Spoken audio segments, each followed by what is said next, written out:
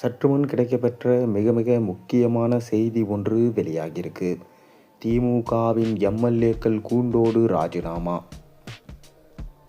திராவிட முன்னேற்றக் கழகத்தின் ஒட்டுமொத்த கரூர் கும்பலும் செந்தில் பாலாஜியின் குதிரை பேரம் நடத்தப்பட்டது உண்மைதான்.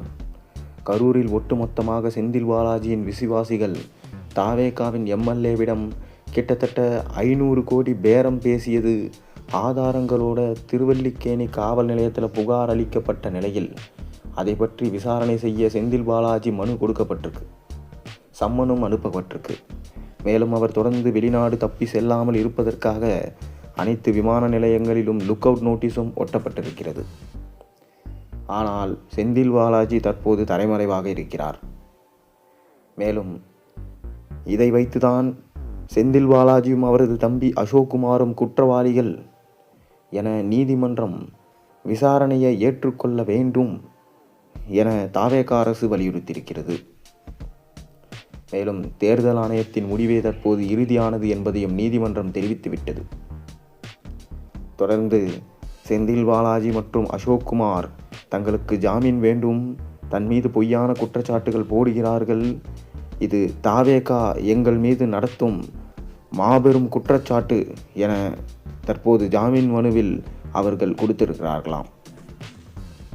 தொடர்ந்து திமுகவின் எம்எல்ஏக்கள் கூண்டோடு ராஜினாமா செய்யக்கூடிய நிலையில் தற்போது அரசியல் வட்டாரத்தில் மிக பெரும் அளவில் பரபரப்பு ஏற்பட்டிருக்கு. காரணம் என்னவென்றால் திமுக கட்சி தற்போது குதிரை பேரம் நடத்துகிறது. நிச்சயமாக திமுக எம்எல்ஏக்கள் தற்போது குதிரை பேரம் நடத்தப்படுவதற்கான ஆவணங்களை தேர்தல் ஆணையத்திடம் சமர்ப்பிக்கப்படும் நிலையில் தொடர்ந்து அவர்கள் தேர்தலில் போட்டியிடாதவாறு செய்யலாம்.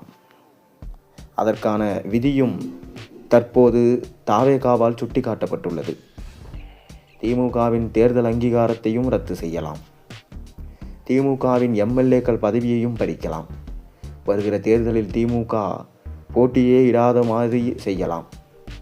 அது மட்டுமில்லாமல் 20 வருடத்திற்கு திமுகவால் தமிழகத்தில் போட்டியிட முடியாத அளவிற்கு கொண்டு போய்விடலாம். இதனால் தான் தற்போது பெரும் பரபரப்பை ஏற்படுத்தியுள்ளது.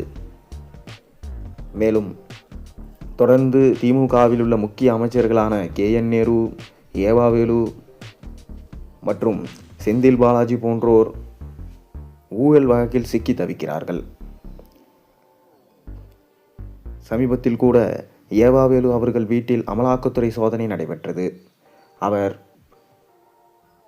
ஆஜராக வேண்டும் என சம்மன் அனுப்பப்பட்ட நிலையில் தனக்கு நெஞ்சுவலி என கூறி சிங்கப்பூர் தப்பி சென்று விட்டார். அதேபோல செந்தில் பாலாஜியும் தப்பி செல்லக்கூடாது என்பதற்காக லுக் அவுட் நோட்டீஸ் பிறப்பிக்கப்பட்டுள்ளது. தற்போது ஸ்டாலின் அவர்கள் லண்டனில் பேரனின் பட்டமளிப்பு விழாவில் கலந்து கொண்டுள்ளார். உதயநிதி அவர்கள் தற்போது எதிர்க்கட்சி தலைவராக மக்கள் மத்தியில் பிரச்சனைகளை எடுத்து வைக்காமல் திமுகவின் உட்கட்சி பிரச்சனைகளை மட்டுமே தற்போது பார்த்து வருகிறார். தாவேகாவின் ஆட்சியை கவிழ்ப்பதற்காக குதிரை பேரம் நடைபெற்றது உண்மைதான் என்பது தற்போது மிக பெரும் அளவிலான மாற்றங்களை திமுகவில் கட்சியில் கொண்டு வர வேண்டும் என உதயநிதி ஸ்டாலின் அவர்கள் ஸ்டாலினிடம் கூறியிருக்கிறாராம். தற்போது அரசியல் களத்தில் மாபெரும் சிக்கல் உருவாகியுள்ளது. திமுக மிக பெரும் அளவில் அரசியல் களம் தற்போது செந்தில் பாலாஜி அவர்கள் தொடர்ந்து என்னதான் நாடகம் ஆடி தப்பிக்க முயன்றாலும் சரி, நிச்சயம் அவரால் தப்பிக்க முடியாது என்கின்ற தகவல் தான் கிடைக்கப்பட்டிருக்கிறது. தொடர்ந்து முன்ஜாமீன் கேட்டு செந்தில் பாலாஜி தற்போது முன்ஜாமீன் வாங்கிவிட்டார், இதனால் அவர் தப்பித்து விட்டார் என்றெல்லாம் சொல்லப்படுகிறது. ஆனால் அப்படி கிடையாது.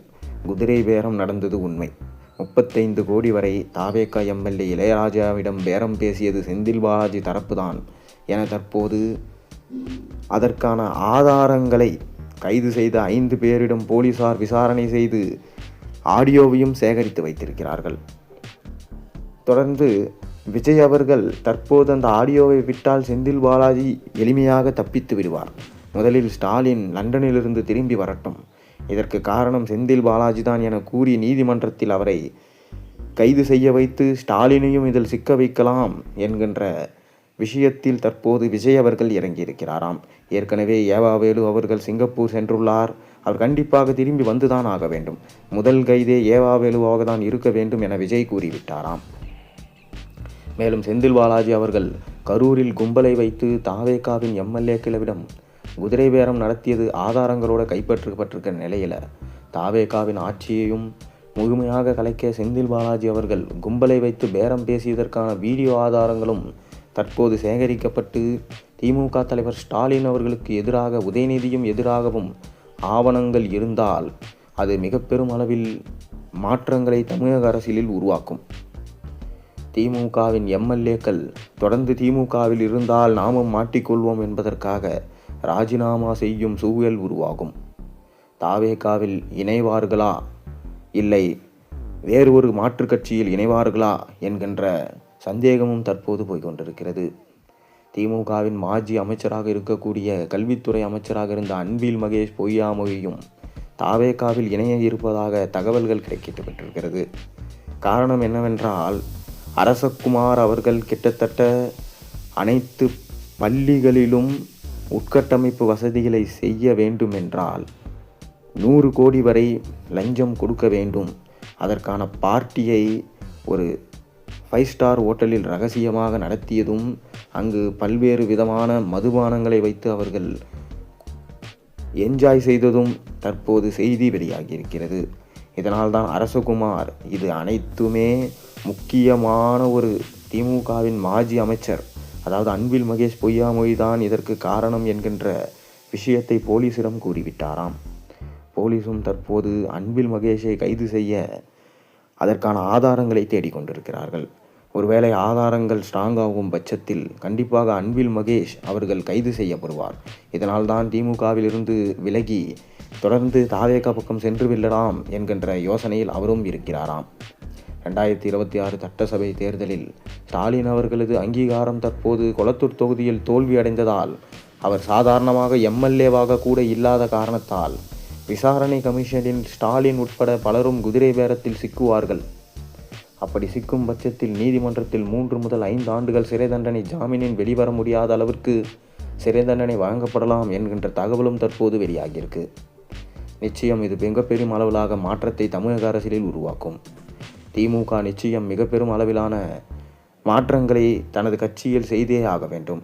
ஆனால் ஸ்டாலினோ உதயநிதி ஸ்டாலினோ அதை பற்றி கவலைப்படாமல் லண்டன் வெளிநாடுகள் சென்று தற்போது தனது பேரனின் பட்டமளிப்பு விழா அது மட்டுமில்லாமல் இரகசியமாக அங்கு பல திட்டங்களை தீட்டி வருவதாகவும் செய்திகள் வெளியாகியிருக்கிறது.